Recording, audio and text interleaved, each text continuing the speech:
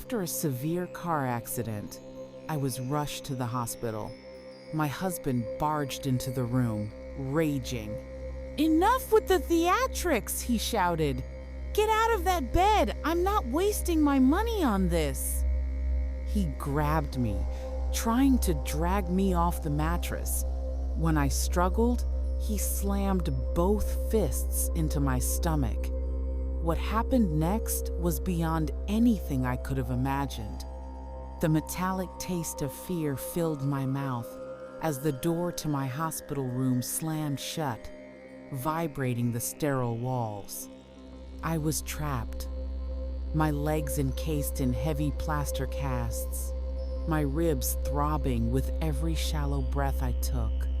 But the pain from the car accident was nothing compared to the icy dread freezing my veins as I looked at the man standing at the foot of my bed. This was Ethan, my husband, the man who had promised to love and cherish me. But looking at his eyes now, dark with a rage that defied all reason, I saw a stranger. "Stop this drama, Nancy! Get off the bed and come with me!"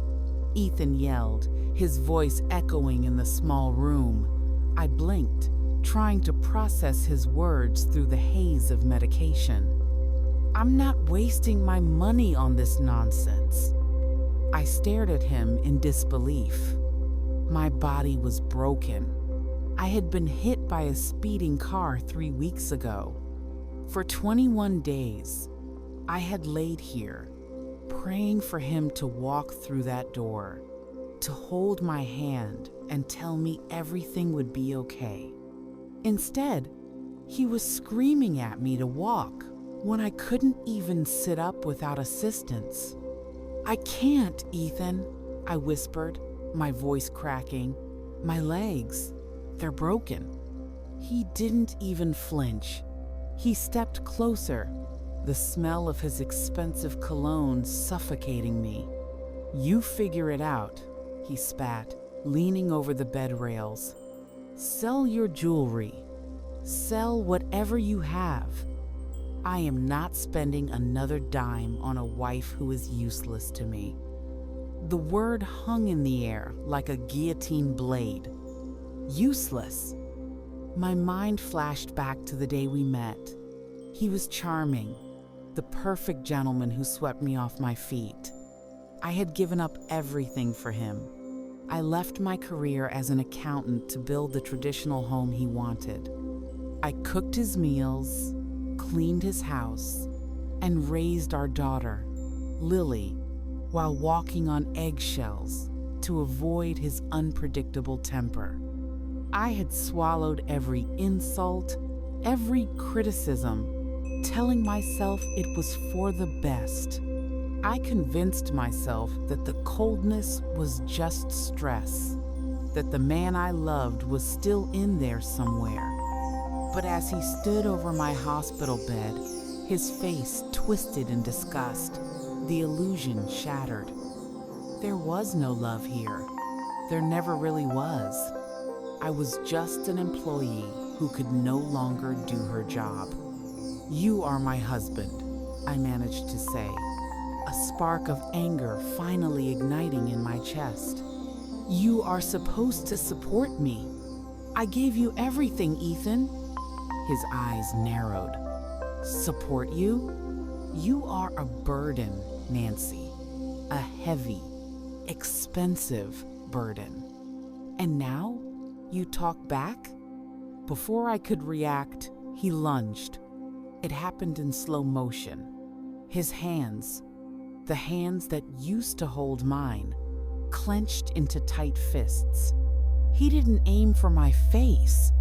He knew better than to leave visible marks where people would look first. He aimed for my stomach. He struck me hard. A shockwave of agony ripped through my already battered body.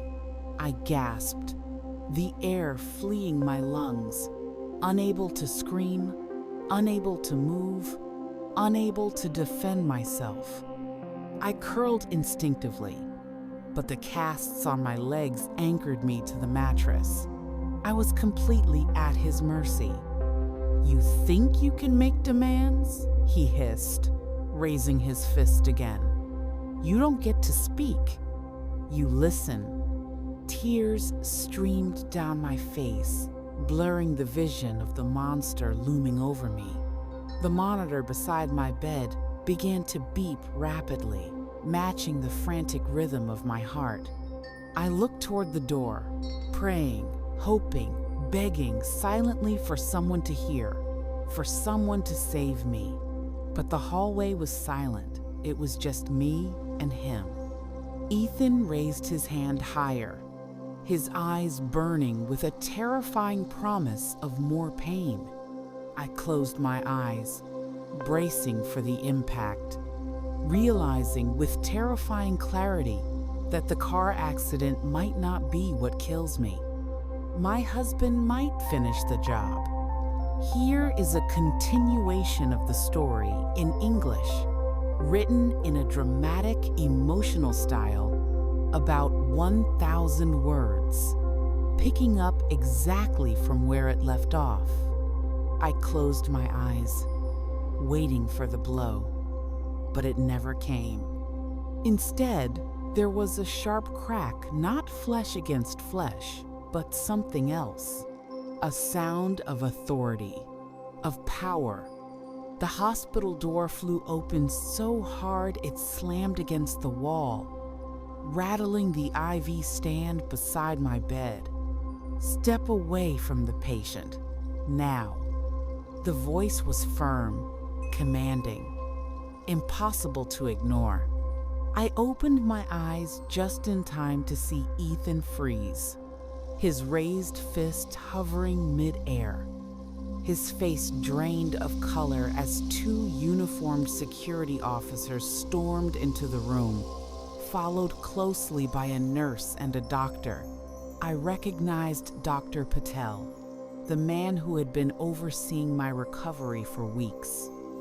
"What the hell is this?" Ethan snapped, trying to regain his composure. "This is my wife." "Not anymore," Dr. Patel said,